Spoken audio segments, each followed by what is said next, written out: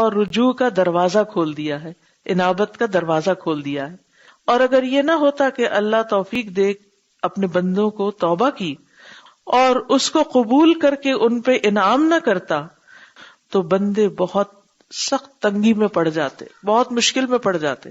یہ تو بالکل ایسے ہی ہے کہ جیسے کوئی رستہ تو کیا بھول کے پھر ایسے کھڈوں میں جا کے گرنا شروع کر دے. جسے بعض اوقات آپ نے دیکھا ہوگا جہاز پلین رن وے سے اتر جاتا ہے تو پھر کیا ہوتا ہے، جو رن وے سے اتر جائے تو اس میں تو ہلاکت کا بھی اندیشہ ہو سکتا ہے. کتنی دفعہ پیسنجرز جو ہے وہ زخمی ہو جاتے ہیں کیونکہ سلپ کر گیا رن وے سے. تو اب اگر کوئی سلپ کر جائے اور رن وے سے اتر جائے تو مسافروں کو اتارنے کے لیے کوئی ہونا چاہیے یا چھوڑ دینا چاہیے ان کو؟ تمہاری سزا ہے، تم لوگ کیوں ادھر گئے؟ نہیں، اللہ نے ہمیں ایسے نہیں چھوڑا، ہمیں اس میں سے نکالا. اگر اللہ توبہ قبول نہ کرے اور بندوں کو اس مشکل سے نہ نکالے تو بندے سخت تکلیف اور تنگی اور مصیبت میں پڑ جائیں. تو اگر اس گناہ کی حالت میں انسان توبہ کیے بغیر اتنی بڑی سلپ کا شکار ہو جائے کہ اس سے اس کی ہلاکت ہی واقع ہو جائے تو پھر اس سے نکلنا مشکل ہے. لیکن جب تک اللہ نے ہمیں زندگی دی ہے، ہمیں بار بار اللہ نے پلٹنے کا موقع دیا، توبہ کرنے کا، سنبھلنے کا، اپنی اصلاح کرنے کا، اچھے کام کرنے کا چانس دیا ہے ہمیں، تو ہمیں کیا کرنا چاہیے؟ اس سے فائدہ اٹھانا چاہیے. وَأَصَابَهُمُ الْيَأْسُ مِنَ الْمَغْفِرَةِ، اگر اللہ یہ چانس نہ دے تو بندے مایوسی کا شکار ہو جائیں، بخشش سے مایوس ہو جائیں. وَقَصَرَتْ هِمَمُهُمْ عَنْ طَلَبِ الْقُرْبِ مِنْ رَبِّهِمْ، اور ان کی ہمتیں کم ہو جائیں اپنے رب کا قرب تلاش کرنے میں.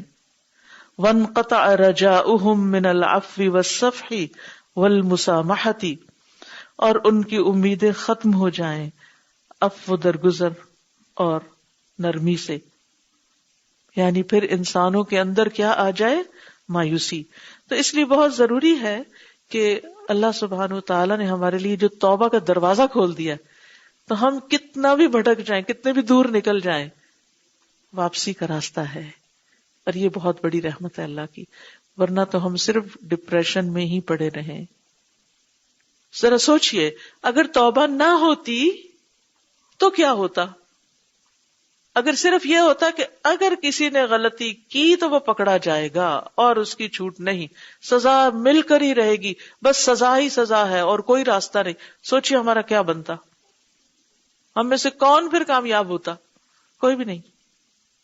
تو اس لیے ہمیں اس نعمت پر بھی اللہ کا شکر ادا کرنا چاہیے کہ اللہ نے ہمارے گناہوں اور غلطیوں اور کوتاہیوں سے نکلنے کے لیے توبہ کا دروازہ کھول دیا. اور یہ کب تک کھلا ہے؟ معلوم یغرغر، جب تک انسان پر موت کی بے ہوشی طاری نہیں ہو جاتی، اور جب تک کہ سورج مغرب سے طلوع نہیں ہو جاتا. توبہ کا دروازہ کھلا ہے، کھلا ہے، کھلا ہے. دن کو پلٹیں، رات کو، جب چاہیں اس سے داخل ہوں، ہر وقت کھلا ہے. کتنی بڑی نعمت ہے، کتنی بڑی اللہ کی رحمت اور برکت ہے کہ اس نے ہمیں چانس دیا ہوا ہے. زندگی کے ہر لمحے میں چانس ہے پلٹنے کا. یہ ہم پر ہے کہ ہم پلٹتے ہیں یا نہیں. اللہ بہت بخشنے والا، بہت توبہ قبول کرنے والا، بہت مہربان ہے. اللہ سبحانہ وتعالی نے اپنے آپ کو قرآن میں تقریباً 100 بار غفور الرحیم بتایا ہے. اللہ تعالیٰ کی یہ صفات جو ہیں 100 بار آئی ہیں. اب کسی کو اگر 100 بار یہ بتایا جا رہا ہے کہ اللہ معاف کر دے گا، بخش دے گا، بخش دے گا، تو اس کے اندر پھر کوئی چیز رہنی نہیں چاہیے. یہ نہیں سوچ آنی چاہیے کہ نہیں میری معافی نہیں ہو سکتی. توبہ سے مایوس نہ ہو، معافی سے مایوس نہ ہو، اللہ ضرور معاف کرے گا. اب دیکھیں کہ اللہ تعالیٰ کے بہت سی صفات اور نام ہیں نا، قرآن مجید میں آتے ہیں، لیکن اس نام کی اتنی زیادہ ریپیٹیشن کیا بتاتی ہے؟ اور آغاز بھی قرآن کا الرحمن الرحیم سے ہو رہا ہے، اور پھر 100 دفعہ، جیسے ہم تو محاورے میں کہتے ہیں 100 دفعہ کہا ہے تمہیں، تم پھر بھی نہیں سمجھتے. 100 دفعہ تمہیں بتایا کہ وہ غفور الرحیم ہے، معافی مانگ لو، پلٹ آؤ، خوش ہو جاؤ، کچھ کرو. اسے اس چیز سے محبت نہیں کہ وہ تمہیں سزا دینا چاہتا ہے، وہ تمہیں سزا نہیں دینا چاہتا، وہ چاہتا ہے یرید اللہ ان یتوب علیکم، وہ تم پر مہربان ہونا چاہتا ہے، وہ تم سے محبت کرتا ہے، وہ اپنے بندوں کو ذلیل ہوتے نہیں دیکھ سکتا، وہ اپنے بندوں کو شیطان ان کے دشمن کے حوالے کرتے ہوئے نہیں دیکھ سکتا. آپ دیکھیے گے اللہ تو ہر مثال سے بالا ہے، چھوٹی سی مثال سے ویسے ایک سینیریو آپ سمجھا رہی ہوں آپ کو کہ آپ بہت محبت محنت شوق سے مرغیاں پالیں اور ایک دن بلی آئے اور آپ کی ایک پلی پلائی مرغی کو پکڑ کے لے جائے، آپ پہ کیا گزرے گی؟ آپ خوش ہوں گے چلو ایک کام ختم ہوا؟ نہیں، آپ کو یہ ہوگا کہ آپ کو تکلیف ہوگی. اللہ نے ہمیں پیدا کیا ہے، ہم اس کے بندے ہیں، اور شیطان اس مرغی کی طرح ہماری گردن پکڑنے کو ہر وقت تیار ہے. اللہ تعالیٰ اس سے خوش نہیں ہوتا. اللہ کب خوش ہوتا ہے؟ جب بندہ شیطان اس سے پنجہ چھڑا کے اللہ کی طرف آ جاتا ہے، واپس اللہ کی پناہ میں آ جاتا ہے. اللہ سبحانہ وتعالیٰ اس وقت بے حد و حساب خوش ہوتا ہے. یعنی ایسی خوشی اللہ سبحانہ وتعالیٰ کو ہوتی ہے کہ جس کا بندہ اندازہ ہی نہیں کر سکتا. جب بندہ گناہ چھوڑ کے اللہ کی طرف لوٹ کے آتا ہے یا غلطی کرنے کے بعد ریئلائز کرتا ہے کہ I was wrong، میں نے غلطی کی، اللہ تو مجھے معاف کر دے، سچے دل سے جب اللہ کی طرف پلٹ. اللہ کبھی نہیں چاہتا کہ وہ ہمیں ہمارے دشمن شیطان کے حوالے کر دے اور ہم تباہ ہو جائیں. یرید اللہ ان یتوب علیکم، وہ تمہیں معاف کرنا چاہتا ہے تو تم پلٹ آؤ اس کی طرف. وامتن علی عبادہ بالتوبۃ فی کثیر من الآیات الکریمات، اور اللہ سبحانہ وتعالی نے احسان کیا ہے، یہ احسان جتلایا ہے اپنے بندوں پر توبہ کا بہت سی معزز آیات کریمات میں. قال تعالی، اللہ تعالی کا فرمان ہے، واللہ یرید ان یتوب علیکم ویرید الذین یتبعون الشہوات ان تمیلوا میلا عظیما. اللہ تو چاہتا ہے کہ تم پر مہربانی کرے، ویرید الذین، اور چاہتے ہیں وہ لوگ، یتبعون الشہوات، جو اپنی خواہشات کی پیروی کرتے ہیں، ان تمیلوا میلا عظیما، کہ تم سیدھے راستے سے ہٹ جاؤ. میل ہوتا بینڈ ہونا، ٹلٹ ہونا، میلا عظیما، بہت زیادہ ہٹ جانا. یعنی جو لوگ خود بھٹکے ہوئے ہیں خود تمہیں بھی اپنا ساتھی بنانا چاہتے ہیں، وہ کیا چاہتے ہیں؟ تم بھی ان کے ساتھ مل جاؤ. لیکن اللہ چاہتا ہے کہ نہیں، تم میری طرف واپس آ جاؤ، چاہے سب کو چھوڑ کر آنا پڑے.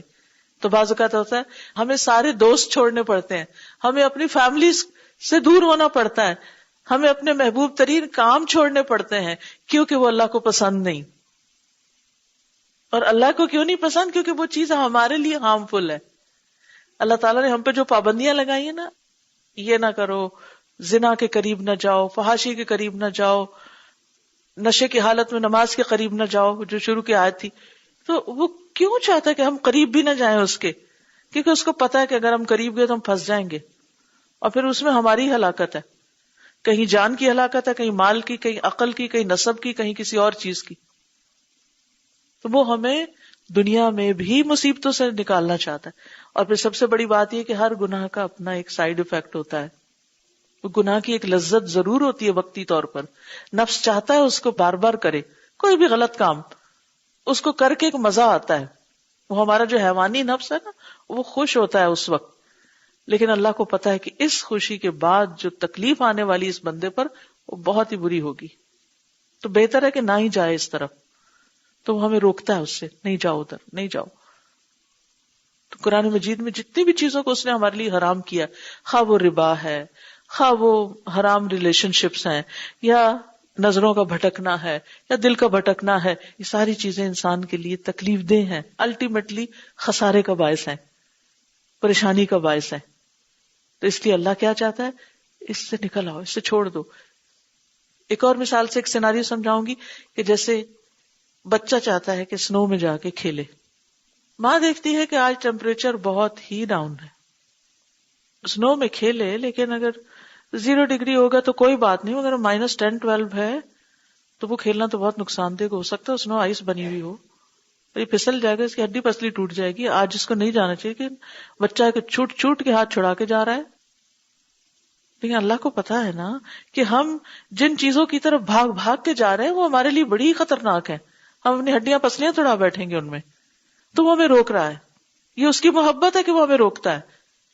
وہ ماں سے زیادہ محبت کرتا ہے ہم سے, تو اس لیے اس کی بات سن لینی چاہیے. سبحانک اللہم و بحمدک اشہد ان لا الہ الا انت استغفرک و اتوب الیک. السلام علیکم و رحمۃ اللہ وبرکاتہ.